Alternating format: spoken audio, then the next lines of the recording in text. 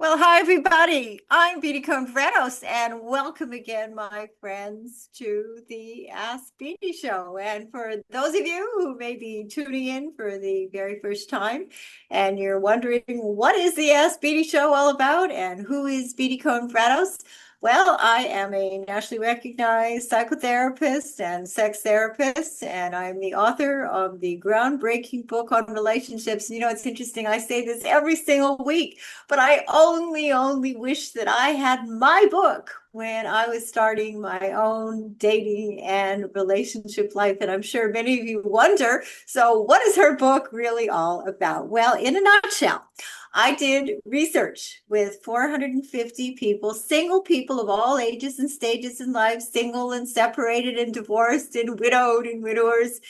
And as a result of the research, I came up with a 10-step formula that teaches all of us how to assess. And I know the verb assessment, it is not sexy, it is not loving, but it is absolutely critical because the formula teaches us how to assess who is right for you and who is wrong for you before, not after, but before committing to any serious relationship.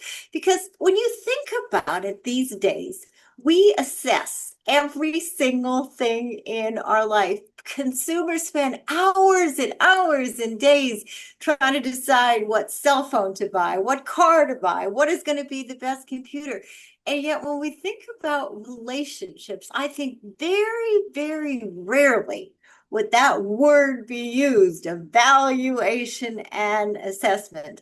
So, what happened as a result of the research? Well, the book came out, For Better, For Worse, Forever, Discover the Path to Lasting Love. And what I have done, and I'm a very bottom line person, not only as a psychotherapist, but as a human being. So what I discovered basically was that there were three things, and then I'll say there's only three things, but there are basically three things that we all need to learn and that we all then need to do so that the learning in itself is absolutely not sufficient. We need to put that learning into action. So that there are three things that we all need to do to never make a mistake in love again. And I give Never Make a Mistake in Love Again presentations throughout the country. And I keep hoping that there's going to be some real impact in terms of the domestic violence rates, in terms of the divorce rate. So here are the three things.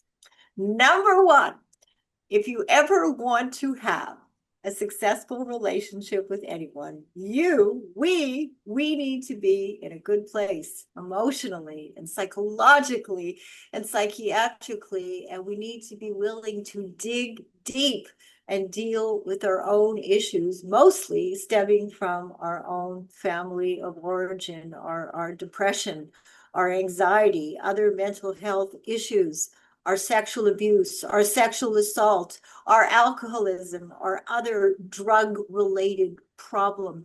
Because, you know, I used to tell my daughter all the time, and I really believe this, that the relationship needs to be the icing on the cake. We need to be the cake. And I understand it's really hard. And I think it takes a lot of courage for people to say to themselves, you know, I'm kind of going around in circles, and the depression that I've had for weeks or months or years is simply not lifting, or my anxiety and panic attacks seem also to just be going on and on and on. And I think we get to a point in our life where there is going to be a crisis. And I oftentimes, as a psychotherapist, I used to think that maybe it would be a good thing if we fast forwarded people's crisis, so then it would then force people sooner rather than later to be willing to acknowledge and address and resolve as best as we can, even though we cannot change our history, the issues and problems that continue to really get in the way of our life and our relationships. So people will ask me all the time, well, do most people want to do this? No, they absolutely don't want to do it. And I think that oftentimes they are forced to do this when there are major crises that start to occur in people's life. So that's number one. Then number two, how important it is that we all have clarity about the actual ingredients that go into a healthy relationship. We need to know what goes into it in order then for us to be able to assess whether our partner is skilled in the most important ingredients.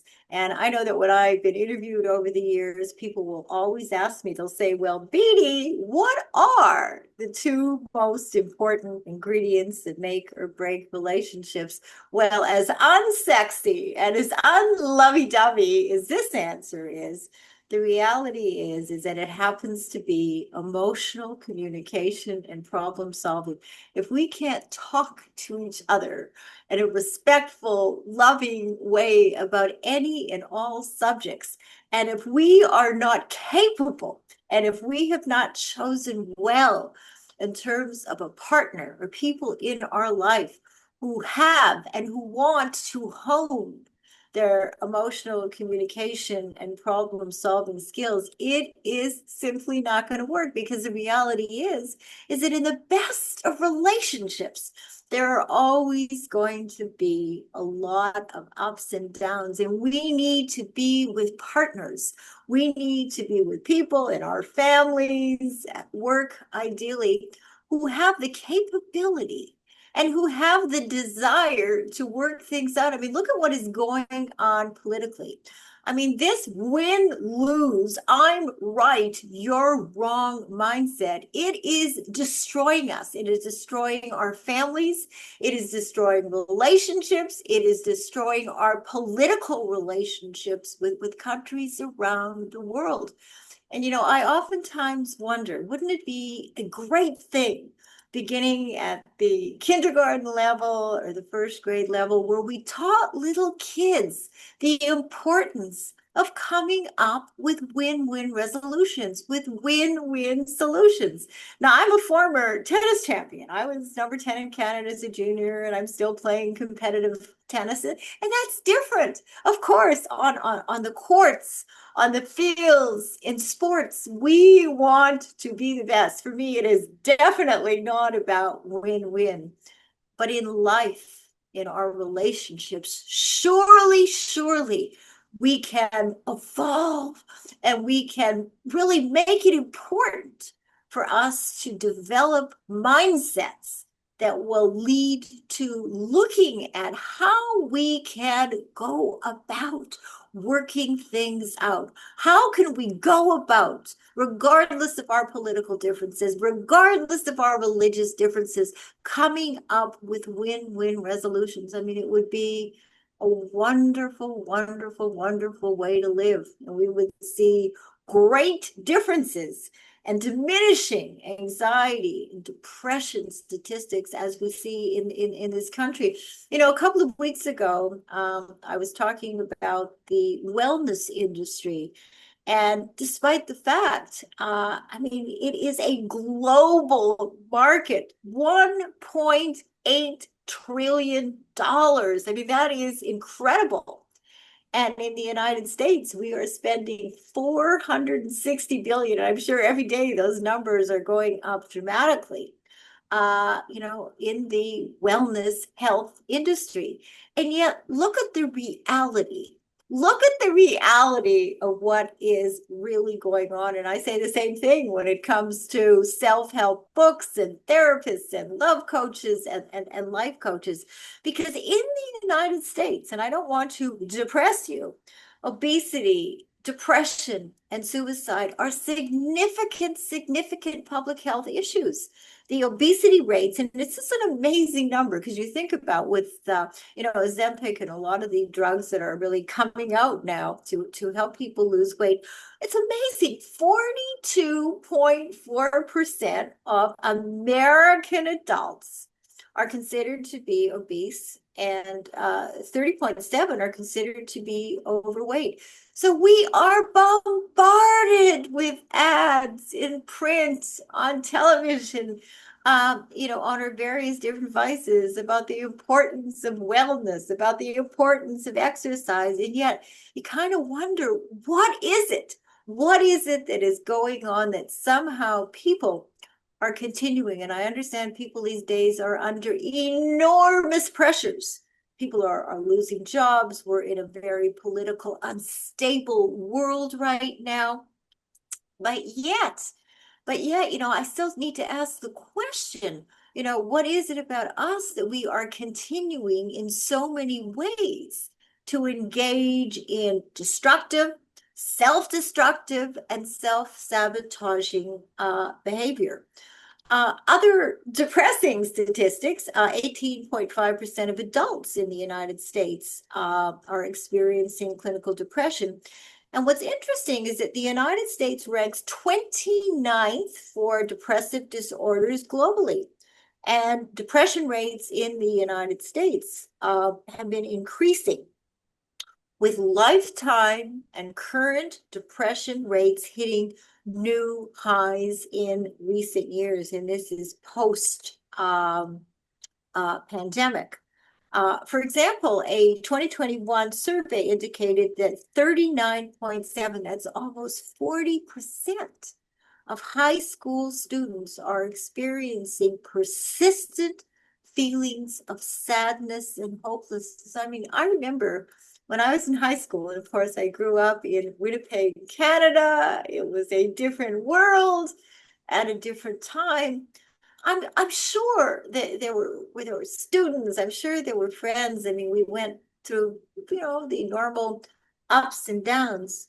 But I would wager that 40% of my peers in high school were not suffering from clinical, depression. And in the same survey, this was also a really, really upsetting number. 22% of high school students reported seriously considering suicide, and 10% made actual suicide attempts. So clearly, things are really off. And this is, one of the reasons, people ask me, how many years have I been hosting the Ask Beatty show? Well, I'm going into my 13th year here at the Progressive Radio Network. However, I started with ABC Radio many years prior to that. I think I did my first show in, 1987 or 1988, which was Rhode Island's first call-in counseling radio talk show. And one of the reasons why, I think probably the primary reason where I love to host the shows and I like to make television appearances and write my Ask Beatty columns. I'm the advice columnist for Dance Papers in the Hamptons, in New York City, in Palm Beach. Is that I want to empower people. I want people to understand that everyone, and believe me, no one is immune from the ups and downs of life, from the disappointments, from the losses, from the crises. And yet the very best thing that we can do when we're finding that our depression is simply not lifting, or our anxiety is not lifting, or we're taking too many drugs, including, drinking too much, if we're sleeping too much, if we're finding that our life is just really feeling, very much in havoc, in chaos, that the very best thing that we can do is reach out and get some really good professional help. And I know that professional help, certainly in the United States, and I'm here in Manhattan, in New York, it's expensive, and it is oftentimes very difficult to access mental health, particularly good mental health. So that certainly is something in this country. I mean, I don't understand why mental health is not considered to be a real priority, given the statistics, the mental health statistics that we are seeing. And there is no question about it that we are in a downward spiral when it comes to people's mental health. But I wrote an article actually for my Ask Beatty column in Dan's papers. And this is not a column where I'm encouraging you to contact me for therapy, but I think it's important. It's really important that if you are thinking about, if you are contemplating going into therapy, you need to be a very savvy consumer. So the headline for the article that will be in Dan's paper in a couple of weeks is Buyer Beware. And that is really an important little phrase. Buyer beware. Is your therapist helpful or is your therapist harmful? Because what we're seeing is more and more people of all ages and stages in life, and I think it's a really good thing from every socioeconomic group, including men. In fact, in my private practice, at one point in Sarasota, Florida, I was living in Providence, Rhode Island for a number of years, and then in Sarasota, Florida. I believe it was in Sarasota, almost half of my patients were men. And I think it's a really great thing that men more and more are giving themselves permission to reach out and ask for help. So more and more people of all ages and stages in life and from various different socioeconomic backgrounds are reaching out to therapists for a variety of reasons, including, of course, depression and anxiety and loneliness, which is huge. And our former Surgeon General, he said that we are in the midst of a loneliness epidemic. And we hear this, and I hear this more and more and more. And all the so-called connection with our devices, and studies are showing this, they are simply not working and simply really not doing the trick. And I still believe that real connection occurs with people who are, involved in-person kinds of interactions. This is actually, by the way, this is an aside. This is one of my own frustrations. I have a private practice here in New York City, and also in East Hampton. And in New York City, I have to say, to date, 95% of the people that I treat do not want to come and see me in person. So I have a practice, a 95% practice that happens to be on Zoom. And the few people who do come in, it is such a different experience. And people say, well, why do you think that people are not coming in? And I think it's laziness. I think we've gotten used to being in front of our screens. And I remember having a couple of sessions with two young men who live in Chicago. And it was the initial evaluation. I had never met them. We had emailed, and this was our first meeting. And I was really surprised that when the Zoom camera went on, that they were lying in bed in their pajamas. They were brothers for their initial evaluation with a therapist. Now in East Hampton, fortunately, of course, it's much smaller. People actually do take the time and come in. So if you have an option, and some therapists these days, by the way, are actually preferring that therapy be on Zoom. I am not one of those therapists. But, getting back to the kinds of issues that people are seeking therapy, as I say, depression, anxiety, bipolar disorder, substance abuse of various different kinds, loneliness, sexual abuse, sexual harassment, and of course, relationship and sexual problems. And what I have found, this is not an unimportant decision, my friends, but that choosing the right therapist can literally be one of the most important decisions that you can make, and it has the potential for far-reaching consequences, both positive and negative. So again, you've heard me say, or many of you have heard me say for over the years, is that we have to be very, very careful who we actually do let into our life. And that includes professionals, and that also includes potential therapists. Because think about this, I will look online. I am not one of these social media people. I suppose it's hurt me in some way, but this is not the way I want to spend my days writing and posting. That's just not me. But we are continually bombarded by advertisers and influencers on television and radio and in print, and of course, on the various different social media platforms, proclaiming that their services and that their products are the very best. I mean, I can be looking at somebody's post, which I do infrequently, by the way, on Facebook, and it's amazing, all these ads that appear. So I'm constantly deleting unwanted ads. Like, I really don't want to see them or read them. But the reality is that consumers are relying more and more on how many followers somebody has, how many likes, and how many 4 or 5 star reviews. And this goes from lipsticks and cosmetics to professionals and doctors and therapists.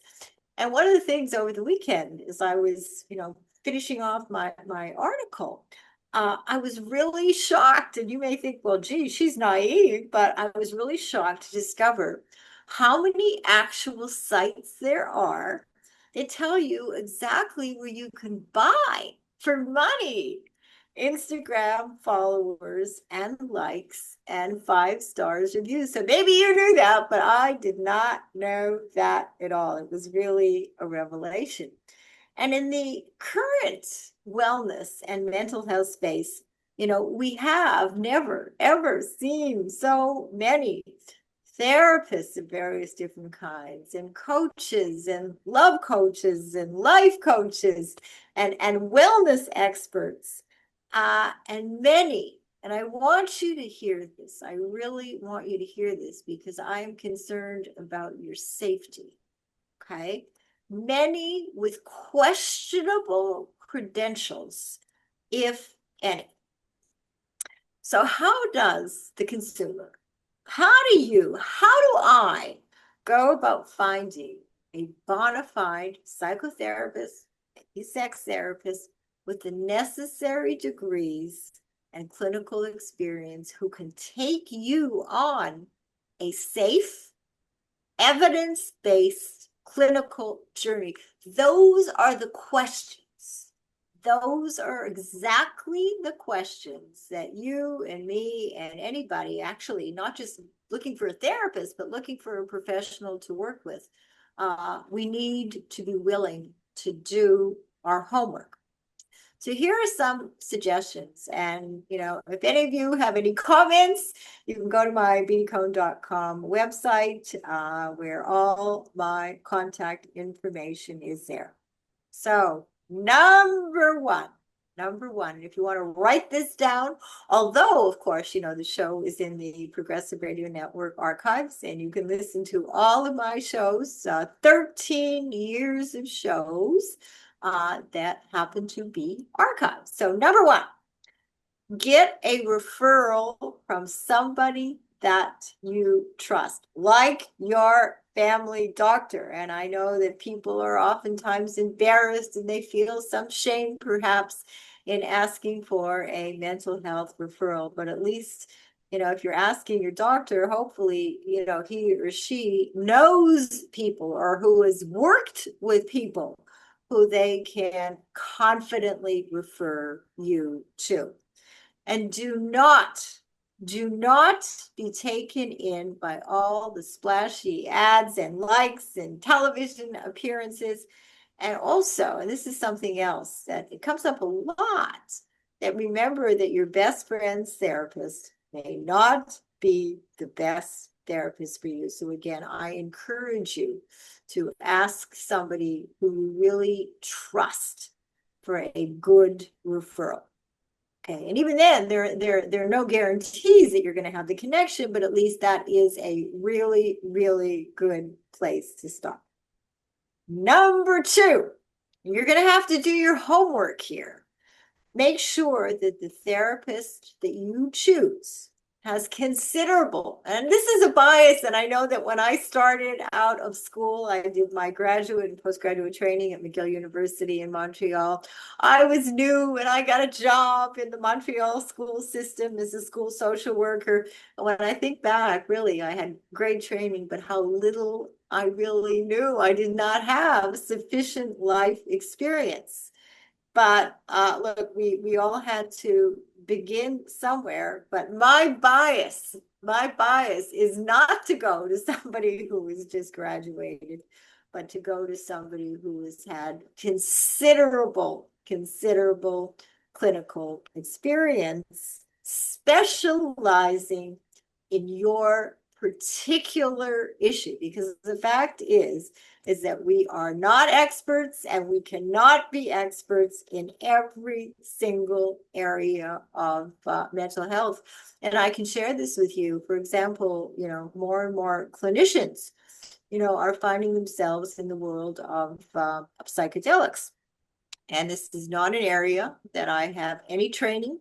And this is not I have opinions, but this is not an area that I would ever be comfortable accepting patients, even to have the conversations, because I am not one of these people who is well versed in all the studies, in all the research that is going on in the world of psychedelics. And I think that people have to ask the potential therapist, the questions, really, how long have you been practicing for? And is clinical depression or bipolar disorder or substance abuse or relationship problems or sexual problems, are these areas within your expertise? So we have to be very, very consumer savvy and give ourselves permission. And I know it's hard, especially if you're reaching out to somebody for therapy, because obviously you're not feeling great, but yet these questions are very, very important for you to ask, and you need to listen very carefully to the answers. Then ask yourself whether or not you would be more comfortable working with a man or working with a woman. Now, some people have no preference at all, but this happens to be about you, and your preference happens to really matter. So this is something also to think about. Number four is something that I'm sure you would never, ever, ever probably consider doing, but it's important. And that is to check your potential therapist license. We all have licenses, and make sure that there are no past or current pending malpractice complaints filed against your potential therapist. And of course, these days, everything is online, and it's amazing. There's almost too much information about what you can find online. And this is something that I would suggest that you do in your quest, in your search for a great therapist for you.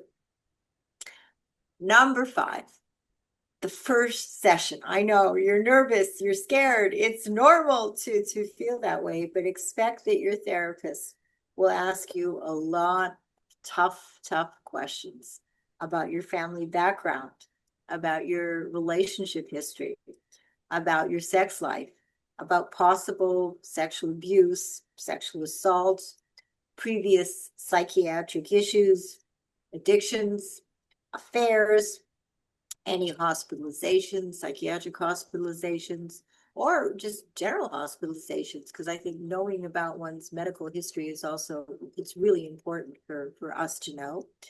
Any suicide attempts, or what about suicide thoughts? And I would say, do you have any thoughts today of hurting yourself or killing yourself? Or perhaps gestures, that you have had in the past or also in the present. I want to know all the medications that you are on, prescription as well as over the counter, including psychedelics. It's very, very, very important to make sure that your current systems are not related to a physical or medical problem or to some medication that you would be taking. So this is very, very, very in depth. Number 6, ask yourself after the first few sessions whether you are comfortable with your therapist. However, do not expect that there's going to be a strong level of comfort instantly, because like any relationship, it takes some time for the trust and for the comfort to develop. However, after several sessions, if you continue to feel uncomfortable, remember that there are other therapists who you will be able to connect with. So you're going to have to give yourself permission to exit gracefully and respectfully, and to say something like that. I just don't think that this is a good fit. And you'll go on your way. The therapist may be taken aback, but that should not be your problem. This is about you, and this is about doing what is in your best interest. And also remember that there should never be any inappropriate advances, verbal, sexual, physical, under any circumstances at all. Number 7, and this is a real bone of contention in the mental health world here in the United States. I believe that sessions should last a minimum of 50 minutes, ideally 60 minutes. When I was growing up in Canada, my mother was a teacher, and I learned that 1 hour was 60 minutes.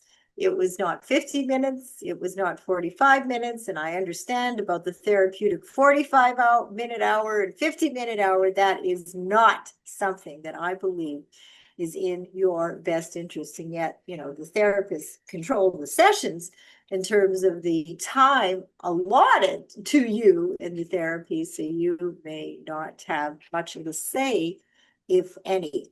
But what I have found, and I have been practicing now for over 35 years, and when I say that, I can hardly believe it, but it is true. And I have found that longer sessions work even better. And in my own practice, it is not unusual at all, especially in the beginning, for patients to be spending 2 hours plus with me. And trust me, it is a really great way, if people have the time and if they have the affordability, to achieve faster results. And this is something that you may want to discuss with your therapist, because when you're doing an initial evaluation, as I've just described, it's pretty hard to get all the data in a 45 or 50 or even 60-minute hour. So my bias, definitely longer sessions, if at all possible. Number 8, after a couple of sessions, your therapist should be able to tell you exactly what your diagnosis is, including a detailed treatment plan. And I believe, and this is from, my own clinical experience, that anything less than weekly sessions, at least in the beginning, they will not give you the best possible momentum to achieve success. Now, if you can only do, because of money issues, every other week, look, you can only do what you can do. But remember, this is an investment in you, and you want to make the best possible investment. Number 9,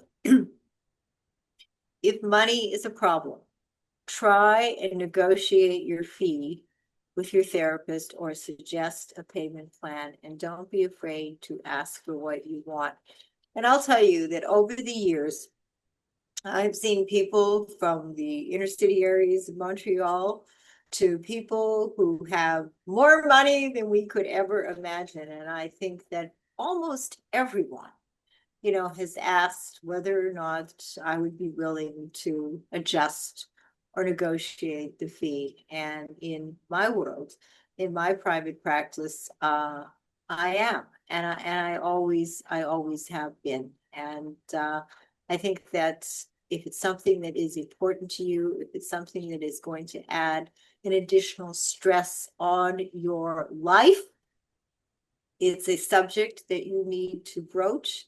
And I would hope that the therapist who you chose to discuss this with would have a heart. This is not just about dollars and cents. For those of us who are in the mental health profession, I would hope that the person would have a heart and would be willing to make some adjustment of some kind that would help alleviate your financial concerns. Well, and if they won't, they won't, and then you have to make a decision what you are going to do. You should also, and this is number 10, and I do hope you go to the archives. The archives will be up almost immediately after the Ask Beatty show today, and you'll be able to listen to all of this. And some people listen to the shows over and over and over again. And this is a show particularly if you're someone who is thinking about going into therapy, I would absolutely recommend, because I am throwing a lot of material at you. You should ask your therapist whether your spouse, your parents, your siblings, your children will need to participate in the therapy. Now, listen to this.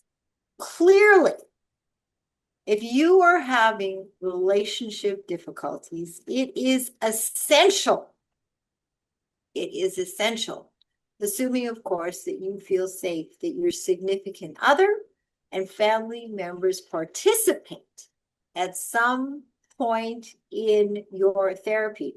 Now, some therapists will only deal with the individual patient and will refer you to a couples or family therapist if needed.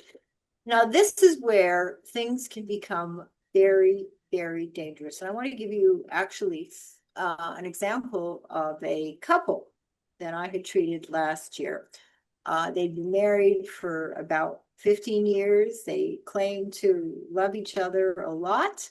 And the presenting problem was that he was not interested in having sex with her. Now, she was lovely and she was smart and she was, very, very attractive. And the question, of course, was what was going on? They said they loved each other. There weren't any real external issues. What was it that was preventing this husband from wanting to have sex? So, of course, I saw the couple together. And, he just said he was tired and he was very invested in his businesses and he travels a lot, but then he loved her very much and he didn't want her to think that there was anybody else because there wasn't anybody else, but that he just at this stage in his life, and he was hardly old, it was around 50, he just didn't have the same kind of sex drive that he used to have when he was younger. Now, when I work with couples, and I have learned good lessons over the years, I do an initial couples evaluation lasting oftentimes many hours. And then what I do, I see the people individually. I want to know all about their individual histories and problems. I also want to rule out any affairs. I want to rule out anything that did not come up in the couples session that would in fact impact my being able to do effective couples therapy. So I booked an appointment for wife, and she came in and she told me about her history and how disappointed she was that her husband didn't want to have sex with her, and she worried that he didn't find her attractive. She also worried that he might be having an affair, and that was the initial evaluation that I had with the wife hello. Well, then the husband came in to see me, and he must have asked me at least 4 or 5 times whether or not I was absolutely, absolutely promising that whatever it was that he was going to tell me was going to be completely confidential. And I said, of course. So, what was his story? Why did he not want to have sex with his lovely, beautiful, gentle wife?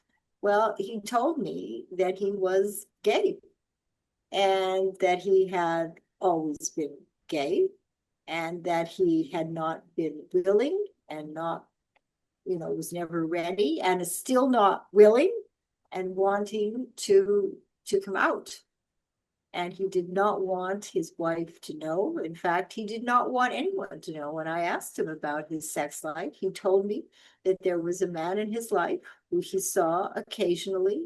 This relationship had been going on for many, many years, where they did have a sexual relationship, but that absolutely under no circumstances at all was he going to change his mind? Was he going to change his behavior? Was he going to tell his wife? But that was the reason why, and he wanted me to know that that was the reason why he did not want to have sex, and he was not attracted to women, and he was not attracted to her because he was gay. So the big question for me was really, what to do. Obviously, I needed to respect the confidentiality of our session. So the three of us met together again. And he told her the same story. He said he loved her. He hoped that they would continue to be married. He hoped that she would not divorce him, but that he absolutely had no interest in having a sexual relationship, that he was tired at the end of the day. And of course, I could have suggested a million things, wearing my sex therapy hat. I could have suggested that he see a urologist and check out his testosterone levels. I could have suggested that they begin to engage in sex therapy. And all of this would have been a waste of time and a waste of money had I not met with him individually to find out the truth. And it was too bad that he was not able to tell his wife the truth. So you might wonder, so what happened? Well, she made the decision that this was not the way that she wanted to live, that she was healthy, that she wanted a sex life. And even though she loved him and she loved their life together, she subsequently filed for divorce. And that was the end of that. Now, we could have wasted, as I said, a lot of time, talking about issues that were really not relevant to what was going on. And this is why, my friends, if there are family issues, if there are couple issues, the therapist needs to be able to get to the real truth, to the bottom of the story about really what is and is not going on. There was another situation that I had just about 6 months ago. A couple contacted me for marital therapy, and there was a lot of arguing. They just had a new baby, so that they were juggling a lot in terms of trying to find their own equilibrium as a couple. Well, I was a mom. I know what it's like, to have a newborn baby, and you're juggling being parents, new parents, and work and financial concerns. And I went through, of course, the same process with this couple as I just described, what I do with all the couples. So I met with the husband first, individually, and what he told me was really, it was very surprising. He told me about the temper tantrums that his wife threw regularly, and this was before the baby was born. How she would break things, how she would throw things, how she was completely out of control, and that she was talking about trying to kill herself. And again, this was something that for whatever reason, he was not prepared and he was not willing to talk about in our joint session. So of course, what this did was that it gave me some real information that I would be able to then use in trying to not only help the couple, but help the woman deal with her severe clinical depression. She had a number of other psychiatric problems and diagnoses. But this too would never have surfaced had I not developed this methodology, many years ago, where I would routinely ask the family members together and also separately what the rest of the story really was.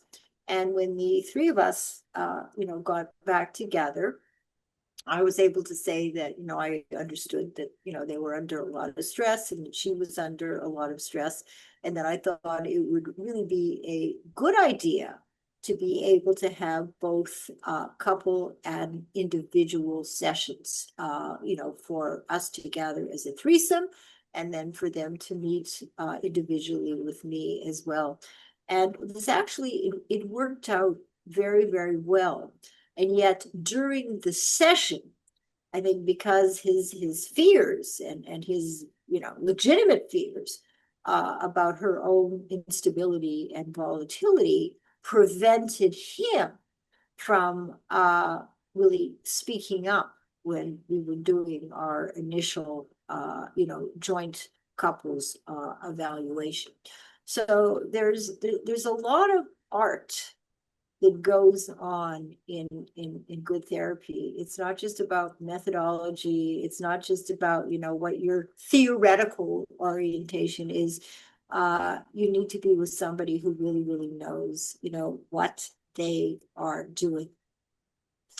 Okay, ongoing evaluation is necessary in order to determine how well or how badly also your therapy might be going. Now, one of the things I want you to know is that expect that at times you're going to feel considerable pain and discomfort, since effective therapy helps you really take a long, honest look at your life, your current life, your historical, your past life, and the kinds of choices that you've made. I say to people all the time, this is truth time, when you're in therapy with me. But what this process, really does is it enables people, and it's interesting. You have to be sitting in on this kind of process to be able to imagine, what it's really like to free themselves from their demons so that they can finally begin to live the life that they really deserve. A life that is genuinely in their best interests. So the process at times can really be grueling. I know I have one woman who was telling me recently that when she first started with therapy with me, she would go home and she would sleep for hours. I mean, it was just it was exhausting. And she was right. It was very exhausting. Number 12. See, there's a lot of things to think about, a lot of things to learn, when you are thinking about getting yourself into therapy. The question of medication, of course, often comes up. And although nobody likes to take medicine, there are certain clinical situations that absolutely, and if there was a way around it, I would have figured this out a long time ago, require a combination of psychotherapy and medication. And please don't beat yourself up if you have found that exercise and massage and acupuncture and energy healing and yoga and meditation and vitamins and healthy eating have not helped to alleviate your symptoms, okay? And I think all of these things are really important, whether you're taking medication or not taking medication, or whether you're in therapy or not. I mean, these are things that are really important. for our physical and mental well-being. But if you do find that you need to go on medication, find a skilled psychiatrist, not a dermatologist, not a neurologist, but a psychiatrist who specializes in psychopharmacology, who will work with you to ensure that you are on the right medication and the correct dose. Number 13, lucky number 13. Successful therapy depends not only on your therapist's expertise, although you want somebody who has an enormous amount of expertise, but also how much time and work and energy that you are really prepared to put into your therapeutic experience. And number 14, see, I'm really throwing a lot at you, why it's so important that you go to the archives and that you listen to this show again at your leisure if you are serious about wanting or you're considering, finding a therapist. And finally, to remember at least to spend as much time researching your therapist as you were deciding on a car, a computer, or cell phone to buy. Now, I don't know how many of you would be interested in coming to the Hamptons to hear me speak. Every single year, I speak at the East Hampton Library. So what I'm going to do, I am inviting you to attend my Buyer Beware, Is Your Therapist Helpful or Harmful presentation at the East Hampton Library. And that's going to be on Thursday evening, July the 17th at 6 p.m. And of course, the admission is free. It would be wonderful. It would be absolutely, absolutely wonderful to be able to meet you. And I wish there was a way that even if we couldn't meet in person, that we would be able to Zoom and I could see your faces and I could see your reactions. Because the thing is that the reason why, I love to do the show is that I hope that every single week that there is some little thing, maybe it's not big, but some little thing that I say, based on research findings and studies that will really make a difference in your life, because nobody is immune, from life's ups and downs. We all have to deal with loss and disappointments and illness and loneliness and, at times depression and panic. And it's hard. And I think that, what's so important is that we find ourselves a community, and it can be a community of just one or two people. You don't need thousands and thousands of people in your life to support you. And that's why, in my comments regularly, I try to make the point that we don't need to navigate life's ups and downs, really on our own. And if you're someone that has friends and family and, a lot of support, you're very, very, very, very lucky. And yet there are times when family and friends simply, they can love you, they can support you, but that they may not have the kind of expertise that you need to help you with the variety of issues and problems that you are struggling with. And that's why this process of making sure that you find a therapist that is right for you and best for you is something that is really very, very important. It's very, very important. So that I do hope that today's show is something that you will certainly take seriously if you are contemplating really going into therapy, and that this will be a very, very, very good guide for you.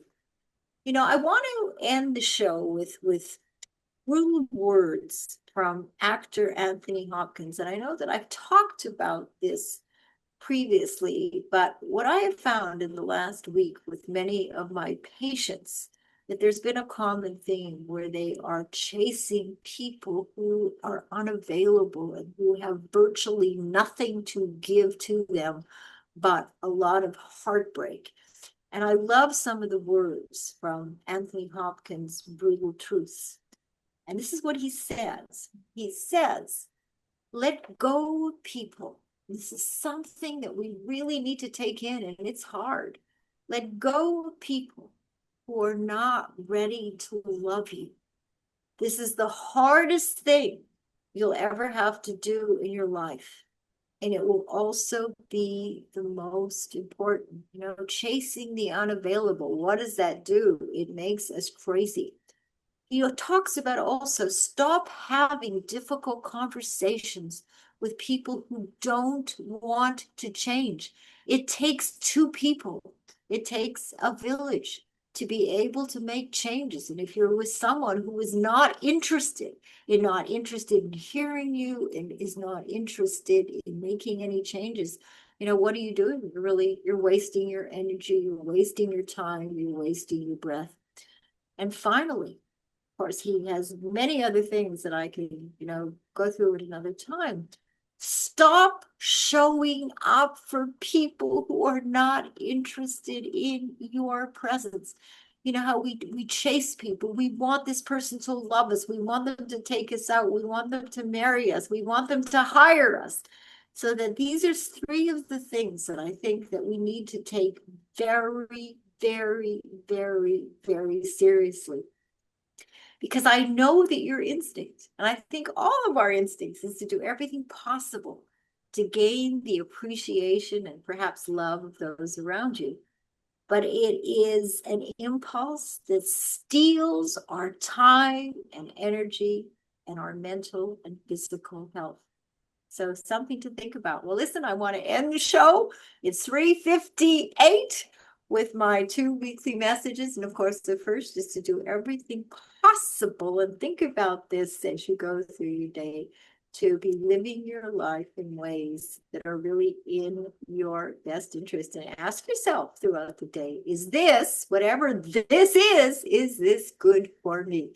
And secondly, we all need to do a much, much, much, much better job in learning to accept and understand and be open to other people's differences, religions, and politics. And in that way, we will be creating a much better life for ourselves and the world around us. So goodbye, everybody. Have a very, very, very good rest of the day. And I will see you next Monday and every Monday from 3 to 4 p.m. Eastern Standard Time on the Ask Beatty Show right here on the Progressive Radio Network. So take care.